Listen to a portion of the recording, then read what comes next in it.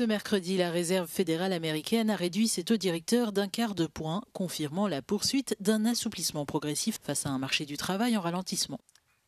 Les changements dans les politiques gouvernementales ont continué d'évoluer et leurs effets sur l'économie demeurent incertains. Des tarifs plus élevés ont commencé à faire augmenter les prix dans certaines catégories de biens, mais leurs effets globaux sur l'activité économique et sur l'inflation restent à déterminer. Un scénario de base raisonnable consiste à considérer que les effets sur l'inflation seront relativement de courte durée, correspondant à un déplacement ponctuel du niveau des prix. Toutefois, il est également possible que les effets inflationnistes soient plus persistants, ce qui constitue un risque à évaluer et à gérer. Notre obligation est de veiller à ce qu'une hausse ponctuelle du niveau des prix ne se transforme pas en un problème d'inflation durable à court terme.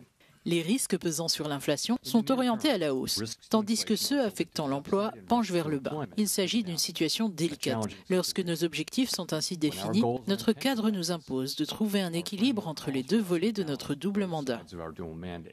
En plaçant désormais l'objectif des taux des fonds fédéraux dans une fourchette de 4 à 4,25%, la Réserve fédérale assume une stratégie de gestion des risques. Elle cherche ainsi à prévenir un affaiblissement excessif du marché du travail tout en évitant qu'une inflation persistante ne s'installe. Si l'impact des droits de douane sur les prix reste pour l'instant limité, Jérôme Powell a souligné que les pressions pourraient s'intensifier à terme.